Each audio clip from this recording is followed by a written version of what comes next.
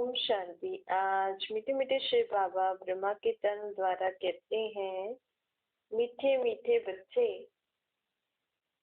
तुम पावन आत्मा थी, अब क्या बन गई हूँ मैं आत्मा? पतित बन गई। बाबा किससे बात कर रहे हैं? परमात्मा आत्माओं से बात करते हैं। कहते हैं, हे जीव की आत्मा, तू अब पतित बन गई है। तुझ में विकार बुराइयां बहुत हो गए हैं। तू बहुत चीची बन गई है। आत्माओं का बाप परमात्मा आत्माओं से बात करते हैं। बाबा हमें कहते हैं कि अब तुम जो आत्माएं ऐसी बन गई हो ना, अब मैं तुम्हें पावन आत्मा बनाने आया हूँ, तुम्हें गुलगुल आत्मा बनाने आया हूँ। जैसे छोटे बच्चे को माँ बाप सुबह सुबह को तैयार करके खेलने भेज देते हैं, रात तक वो बच्चे अगर शाम तक खेलते रहे तो क्या हालत हो जाती है उनके कपड़ों की, उनके शरीर की। ऐसे ही हमें भी परमात्मा बोलते हैं, हे जीव की आत्मा, तुम तो सत्युग से सृष्टि पर खेल खेल रही हो। तुम आत्माओं ने 84 शरीर, 84 अलग अलग कपड़े लेकर पहनकर अलग अलग खेल खेले हैं। लेकिन हुआ क्या? हमने 84 बार अपने कपड़े तो चेंज कर लिए। जैसे हर जन्म में जो हम शरीर रूपी कपड़ा लेते हैं, तो आखिर कब तक चलेगा ये शरीर? तो प्रकृति का बना होता है ना। सत्युग में तुम आत्माओं का जो कपड़ा था ना, वो वहां तुमने 8 बार कपड़े बदली किए। किसने? मैं आत्मा ने। वहां तुम्हारे कपड़ों, शरीर रूपी कपड़ों की आयु 150 साल थी। मतलब 150 साल तक मैंने एक कपड़ा पहना था। किसने? आत्मा ने। ऐसे करके मैंने 8 कपड़े चेंज किए सत्युग में। और फिर त्रेता में जब मैं आई तो मुझे आत्मा ने 12 बार कपड़े चेंज किए। कौन से कपड़े? शरीर रूपी कपड़ा चेंज किया। उस समय जो मेरे कपड़े की आयु थी 125 साल, और मैं खुशी खुशी चेंज करती थी। जब मैं आत्मा, हम आत्माओं को अपनी कहानी बता रहे हैं कि बाबा कह रहे हैं, जैसे नहीं माँ बाप अपने बच्चों को उनके बचपन की स्टोरी बताते हैं कि तुम ऐसे करते थे, ऐसे करते थे। ऐसे बाबा भी हम आत्माओं को बता रहे हैं कि आप सत्युग में आपने ऐसे किया, 8 बार कपड़े चेंज किए। त्रेता में आपने 12 बार कपड़े चेंज किए। लेकिन वहां जब आप कपड़े चेंज करते थे ना, तो खुशी खुशी से करते थे कि हाँ, अब तो मेरा ये शरीर रूपी कपड़ा पुराना हो गया है।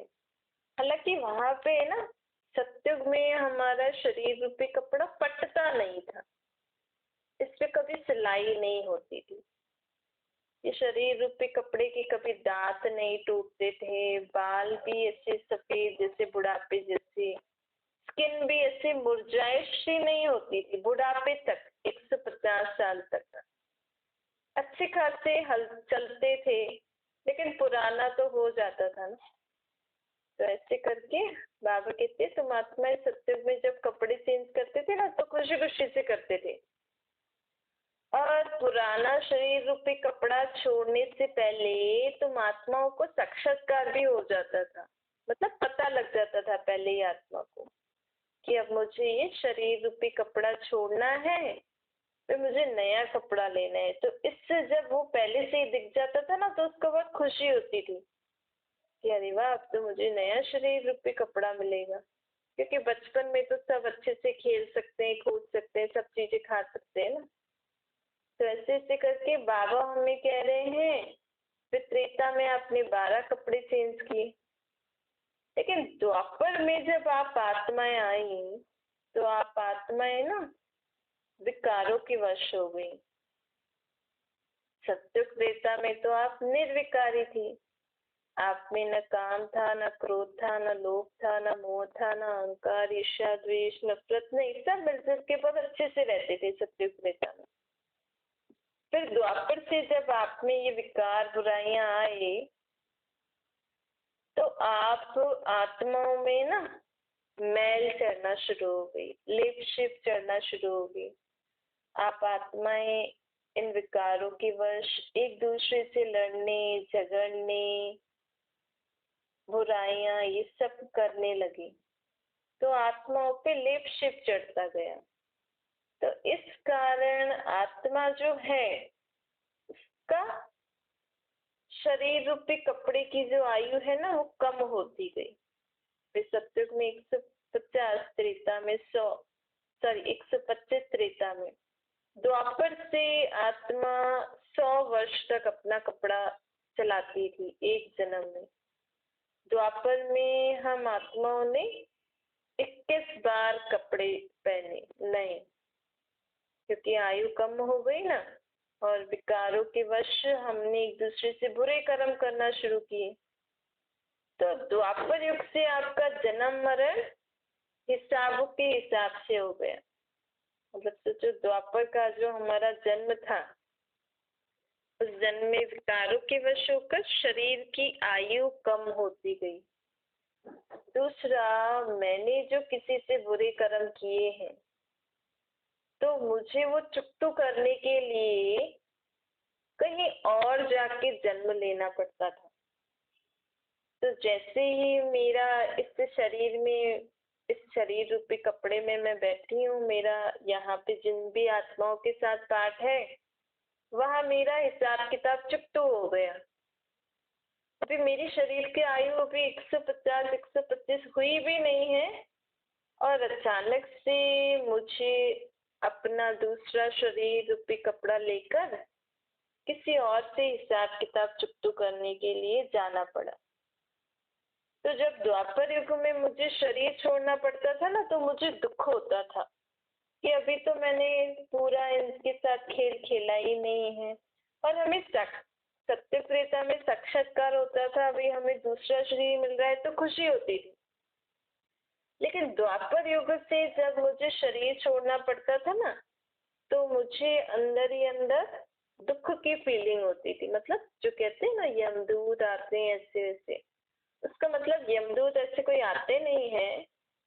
जब मैं शरीर छोड़ने का समय होता था द्वापर युग से तो हमारे पाप कर्म हमें दिखते थे कि देखो तुमने इनके साथ ये किया है तो अब तुम्हें सजा भुगतनी है, अब तुम्हें उनके साथ भी हिसाब किताब चुकतू करने के लिए जाना है, करना है। ऐसे ऐसे करके द्वापर और कलयुग 2 युगों से मैं आत्मा ऐसे ही दुखी होकर शरीर छोड़ रही हूँ, अपना पुराना शरीर रूपी कपड़ा।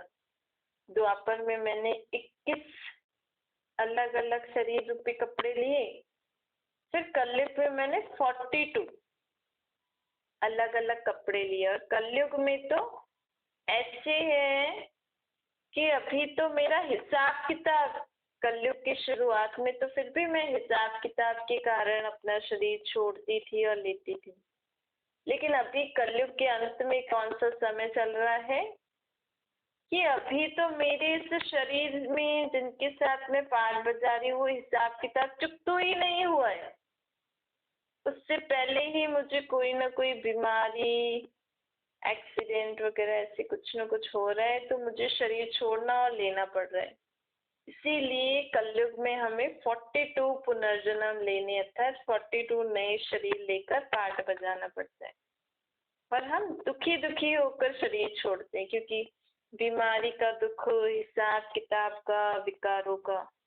तो बाबा हम आत्माओं को कह रहे हैं अब तुम आत्माएं देखो कैसे ऐसे मैली हो गई हो, फिर भी तुमने द्वापर से, बाबा कहते तुम आत्माएं विकारों के वश होकर बुरे कर्म तो करते थे लेकिन मुझे भी याद करते थे, मुझसे भी क्षमा मांगते थे, मेरी भी अलग अलग रीति से तुमने पूजा करी, अलग अलग मूर्तियां नाम आदि रखकर।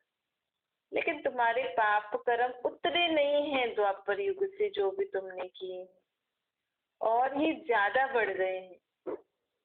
विकार बुराइयों के कारण तो आप आत्माओं में बड़े ही हैं, लेकिन आप आत्माओं ने द्वापर युग और कलयुग में जो मेरी अपने बाप की, हम आत्माओं ने अपने बाप की, और जो सत्युग की देव आत्माएं, हम ही थे ना सत्युग में। भले राधे कृष्ण लक्ष्मी नारायण और हमसे वो दूसरे होंगे, लेकिन उनकी राजधानी में हम भी तो थे ना, तभी तो हम उनको याद करते हैं।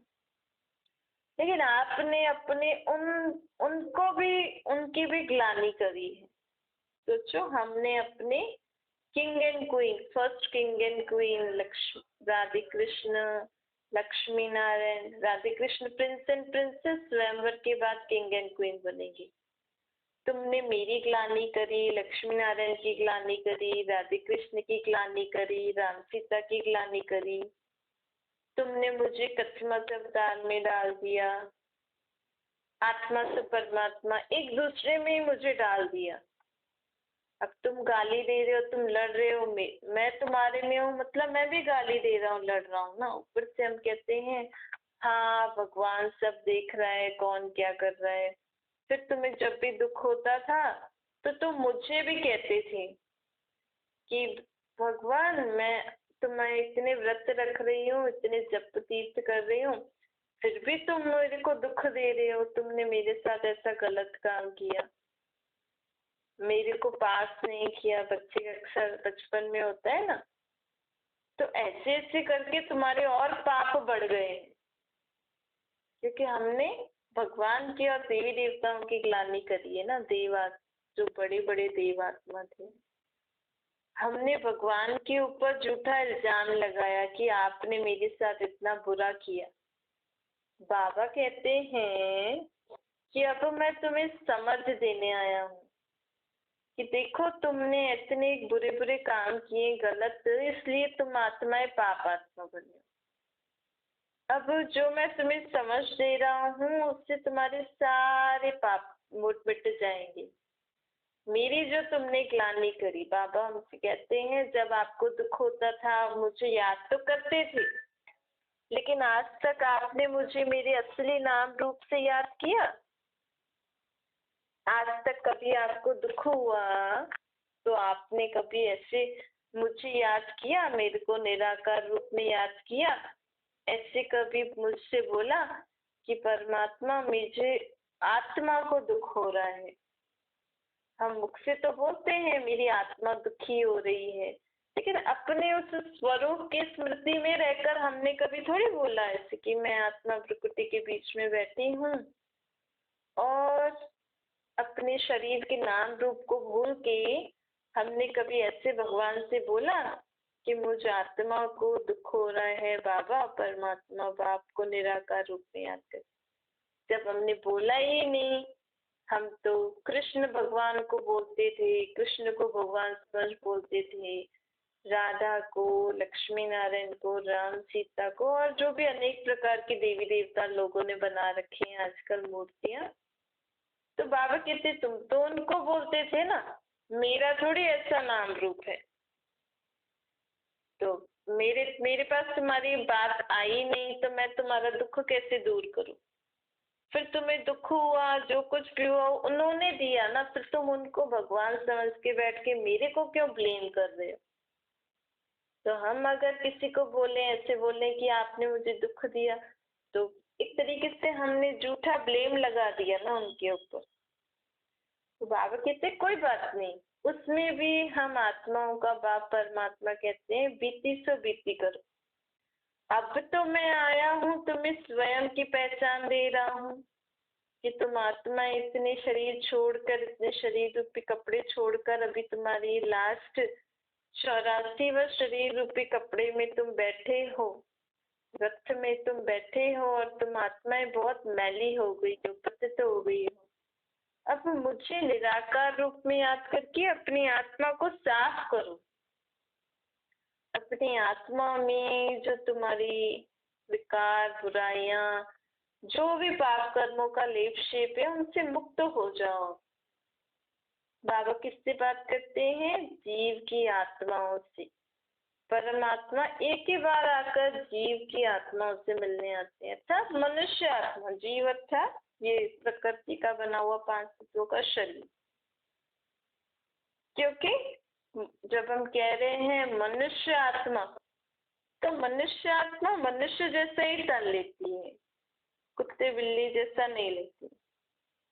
अगर बाबा कहते हैं अगर तुम्हारी आत्मा कुत्ते बिल्ली में होती तो मुझे कुत्ते बिल्लियों को भी ज्ञान देना पड़ता, मतलब फिर भगवान को भी कुत्ते के शरीर में आना पड़ता, तो मतलब भगवान भी कुत्ता हो गया, ये तो गलत हो गया ना।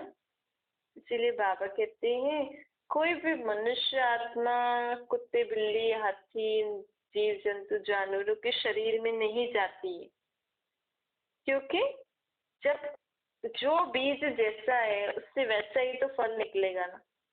अब हम कह रहे हैं मनुष्य आत्मा, आत्मा भी एक बीज है ना, वो जब इस शरीर में आती है तब उसमें फिर वो चुरपुर करती है, अपना पार्ट बजाती है, पर चैतन्य तो आत्मा है ना। तो बाबा कहते हैं मनुष्य आत्मा मनुष्य चोला लेकर ही जानवरों जैसा जीवन जीती है। जो लोग कहते हैं ना आपने इतने पाप किए अब इसको इस योनि में जन्म मिलेगा, शायद गरुड़ पुराण में ऐसी ऐसी रोचक बातें लिखी है कि फलाने को ये योनि में जाना पड़ेगा, फलाना ये फलाना वो। बाबा कहते हैं मनुष्य आत्मा मनुष्य तन लेकर ही अपना वैसा भोगना भोगती है। समझो उसको कुत्ते जैसी भोगना भोगनी है तो कुत्ते के शरीर में नहीं जाएगी भोगने, मनुष्य तन लेकर ही उसका जीवन जैसे कुत्ते जैसा होगा। तो मुझे आकर मैं भी मनुष्य तन में आकर तुम आत्माओं को ये शिक्षा देता हूँ, तुम आत्माओं को जो तुम्हारे ऐसे उल्टे सीधे संस्कार हो गए हैं, तुम्हारा जो पिछले पाप कर्मों का जो बोझा जिस कारण तुम्हारा ऐसा जानवर जैसा जीवन हो गया है। कई लोग जानवर जैसा खाना भी खाते हैं, जो जानवर खाते हैं वही खाते हैं, तो मतलब है मनुष्य तन में वो आत्मा, लेकिन हरकतें कैसे कर रही है, खाना कैसे खा रही है, खाना किसका खा रही है, जो बाकी जानवर खाते वो खा रही है। लोग इंसानों के साथ रहना पसंद नहीं कर रहे, जानवरों के साथ रहना पसंद कर रहे, तो उनकी बुद्धि उनके साथ खाएंगे करेंगे तो उनके चाल चलन व्यवहार वैसा ही हो जाता है, किसी किसी का तो हो जाता है ना। तो बाबा कहते हैं अब मैं भी मनुष्य तन में, जबकि शास्त्रों में लिखा है ना भगवान प्रकृति का आधार लेता है। शरीर किससे बनता है, प्रकृति का बनता है ना। तो भगवान कौन सी प्रकृति का आधार लेता है, मनुष्य तन का आधार लेता है। फिर लिखा भी हुआ है साधारण बूढ़े तन में आता हूँ, मनुष्य तन में ही आएंगे ना बाबा परमात्मा। अब परमात्मा उसी ही साधारण मनुष्य तन में आए हैं जिस साधारण मनुष्य तन में कृष्ण की आत्मा है, क्योंकि कृष्ण की आत्मा भी इस समय से दुनिया में है। देखो उसका बाबा कह रहे हैं देखो आप गोरे और काले कृष्ण को पूज रहे हो ना, तो ये भी बाबा हमें अर्थ बता रहे हैं कि जब कृष्ण की आत्मा सत्युग में गोरी थी, वही आत्मा जब अपना 84 जन्म लेकर 84वें शरीर रूपी चोले में है, तो वो आत्मा बहुत विकारों बहुत बुराइयों से भरपूर है। ठीक है, सोचो जो इंसान सुबह से रात तक काम कर रहा है, वो उसके कपड़े और वो आत्मा मतलब वो इंसान कितना मैला हो जाएगा ना, मतलब ऐसा अगर काम करेगा तो। ऐसे कृष्ण की आत्मा 5000 साल से सृष्टि पर पाठ बजा रही है, तो 5000 साल से कोई आत्मा इधर पाठ बजाए तो वो आत्मा कितनी मैली हो गई होगी। जबकि आज दुनिया में झूठ के बिना लोग रह नहीं सकते, धंधा नहीं कर सकते, धंधे में थोड़ा बहुत झूठ तो बोलना ही पड़ेगा, ऐसा है ना। कलयुग की दुनिया का तो यही नियम है, काम विकार के बिना बच्चे पैदा नहीं हो सकते, लोभ के बिना धंधा नहीं हो सकता, मोह के बिना परिवार में लोग करेंगे, मोह नहीं रखेंगे तो प्रेम कैसे रहेगा, एक दूसरे में मोह रखना जरूरी है। अहंकार नहीं दिखाएंगे तो फिर अपनी बड़ाई कि हम इतने बड़े घर के, इतने पढ़े लिखे, इतने सुंदर है, ये कैसे दिखेगा। तो कल कृष्ण की आत्मा भी द्वापर कलयुग में तो यहाँ ही रही, तो उस आत्मा ने भी तो इनके वश होकर कर्म किया होगा ना, जिया होगा ही ना। भले वो चाहती नहीं होगी तो भी करना तो पड़ा ही होगा, इसीलिए उसकी आत्मा काली हो गई है, इसीलिए काले कृष्ण का मूर्ति बना के पूज रहे हैं। तो अब परमात्मा उसी काली आत्मा के शरीर में, और वो आत्मा भी इस समय हमें कोई कृष्ण जैसा शरीर तो किसी के पास दिख नहीं रहा है। बाबा कहते हैं हर एक आत्मा जो होती है ना, उसके हर जन्म में फीचर्स बदलते रहते हैं। तो कृष्ण की आत्मा सत्युग में जैसे उसके कृष्ण के फीचर्स थे, जैसे कृष्ण का पिक्चर दिखाते हैं, वैसा उसको शरीर किसी और जन्म में नहीं मिल सकता है। तो अब कलयुग के हिसाब से लोगों को जैसा शरीर मिल रहा है, वैसे कृष्ण की आत्मा को भी मिला था। जब उसकी आत्मा का शरीर 60 वर्ष का हुआ, तब उसमें परमात्मा ने प्रवेश करके उसकी आत्मा को यही ज्ञान और राजयोग की शिक्षा देकर गोरा बनाया, जो हम अभी पढ़ रहे हैं। अभी कृष्ण की आत्मा गोरी हो गई है, वो तैयार है सत्युग में जाने के लिए, राधे और कृष्ण की आत्मा। बाकी उसकी राजधानी में, मतलब हम सब जो बच्चे उनकी दुनिया में आने वाले हैं, हमें तैयार होने में अभी टाइम लग रहा है। तो अब राधे कृष्ण की आत्मा तो तैयार हो गई है, तो अब हम आत्माओं को भी जल्दी जल्दी, अब राधे कृष्ण तैयार होंगे तो उनकी दुनिया में भी सब लोग चाहिए ना भाई, उनके माँ बाप चाहिए, संबंधी चाहिए, फ्रेंड्स चाहिए, उनको पढ़ाने वाले चाहिए, उनके घर में काम करने वाले चाहिए, उनके कपड़ों के लिए, खाने के लिए जो बेचेंगे। राजधानी में तो यही होगा ना, उनके घर में खाना कहाँ से आएगा, खेती तो करनी पड़ेगी, कपड़े कहाँ से आएंगे, कपड़े तो बनाने पड़ेंगे ना। तो बाबा एक मतलब मेन रोल किसका है, राधे कृष्ण की आत्मा का। उसके हिसाब से पूरी राजधानी, मतलब सब लोग फिक्स हो रहे हैं। और वो कैसे हो रहे हैं, जितना जितना हम अपने अंदर दैवी गुणों की धारणा करते जाएंगे, अपने आत्मा को, परमात्मा को याद करके पावन बनाते जाएंगे, अपने को उनकी दुनिया में जाने के लायक बनाते जाएंगे, उतना जल्दी हम भी उनके साथ आएंगे। तो बाबा आज हमें कह रहे हैं कि जल्दी जल्दी तैयार करो, अपनी को आत्मा समझो, मुझे याद करो, और अपनी आत्मा की अच्छे से सब मैल उतार दो। मैल कौन सी है हमारी आत्मा में, विकारों की, बुराइयों की, पिछले जन्मों के पाप कर्मों की। और अभी हमें सुबह से रात तक पूरा ध्यान देना है अपने ऊपर, मन वचन कर्म संबंध संपर्क, कोई भी फालतू नेगेटिव वेस्ट नहीं होना चाहिए। रोज रात को अपने चेक करो, मेरे मन में आज कोई बुरा विचार आया, मैंने किसी को दुख दिया, मन से भी नहीं देना है।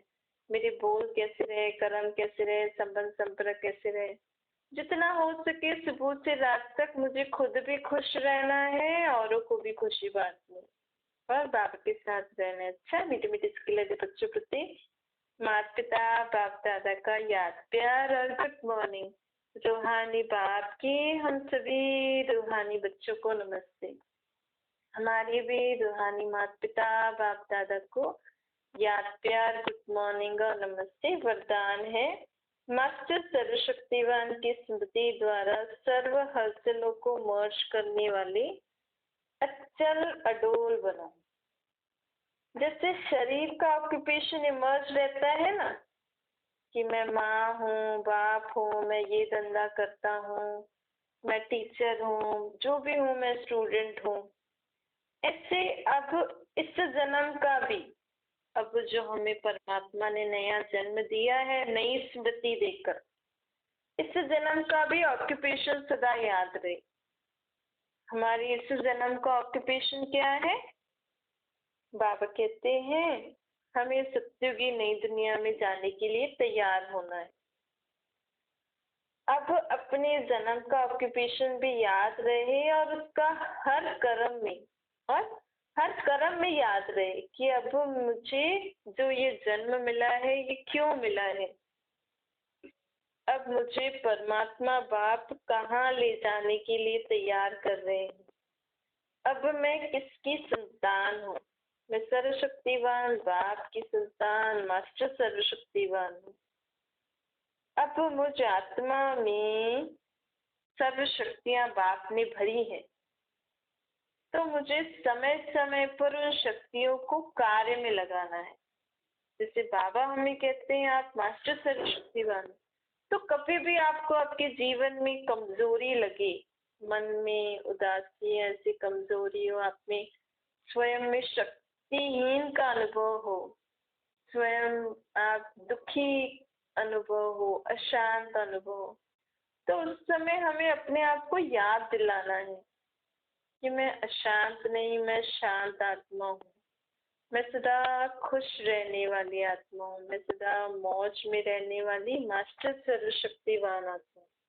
जब हम ऐसे अनुभव करेंगे ना, मतलब खुशी गायब हो रही है तो मैं खुश रहने वाली आत्मा हूँ, अशांति है तो शांत आत्मा हूँ, अगर कोई शक्ति चाहिए, सहन शक्ति, समाने समेटने ऐसी सर्व शक्ति, तो उस समय याद दिलाओ मैं मास्टर सर्वशक्तिवान हूँ।